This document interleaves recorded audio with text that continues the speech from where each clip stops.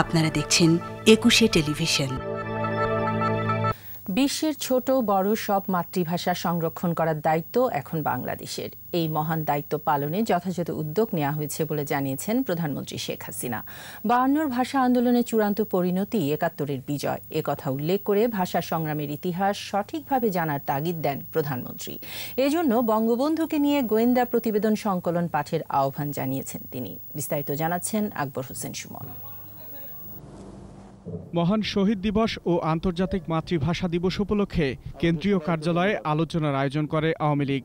এতে গণভবন থেকে ভার্চুয়াল প্ল্যাটফর্মে যুক্ত হন দলের সভাপতি প্রধানমন্ত্রী শেখ হাসিনা। অস্তিত্ব টিকে রাখার জন্য তার ভাষা সংস্কৃতি একান্তভাবে প্রয়োজন। শহীদ স্মরণে শ্রদ্ধা নিবেদন শেষে ভাষা আন্দোলনের প্রেক্ষাপট, বঙ্গবন্ধুর অবদান ও 52 পথ ধরে ৭১-এর বিজয় গাথা তুলে ধরেন প্রধানমন্ত্রী। আমাদের নিজস্ব সংস্কৃতি আছে, আমাদের নিজস্ব ঐতিহ্য আছে, সেই সংস্কৃতি ঐতিহ্য আমাদের ধরে রাখতে হবে। এই ভাষা আন্দোলন আমাদের সার্বিক বাঙালি জাতি হিসেবে অর্জনের আন্দোলন। রক্তে অর্জিত ভাষার জাতি হিসেবে বিশ্বের বিলুপ্ত প্রায় বিভিন্ন মাতৃভাষা সংরক্ষণের দায়িত্ব বাংলাদেশের বলে উল্লেখ করেন শেখ হাসিনা।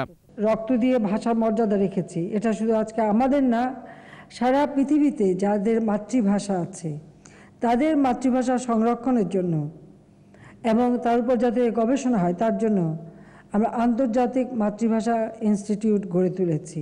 আমাদের কিন্তু একটা মহান দায়িত্ব পড়ে গেছে, সারা বিশ্বের যত ছোট বড় যেমনই হোক ভাষাভাষী যারা মাতৃভাষা সেগুলি সংরক্ষণ করা, সেগুলি সেখানে রাখা এবং গবেষণার সুযোগ করে দেওয়া।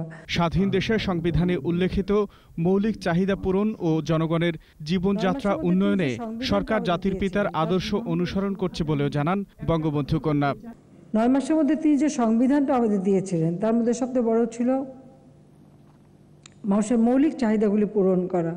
21টা বছর বাংলাদেশের মানুষ শোষিত বঞ্চিত হয় আবার, কারণ যারা বাংলাদেশের স্বাধীনতাই বিশ্বাস করেনি বা মুক্তিযুদ্ধের বিরোধিতাকারী অথবা খনি চক্র, মূলত তারাই ক্ষমতায় ছিল।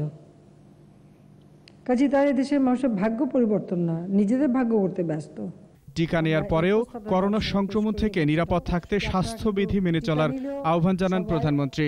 স্বাস্থ্য সুরক্ষার যে নিয়মগুলি আছে সেই নিয়মগুলি সবাই মেনে চলবেন। আকবর হোসেন সুমন, একুশে টেলিভিশন, ঢাকা।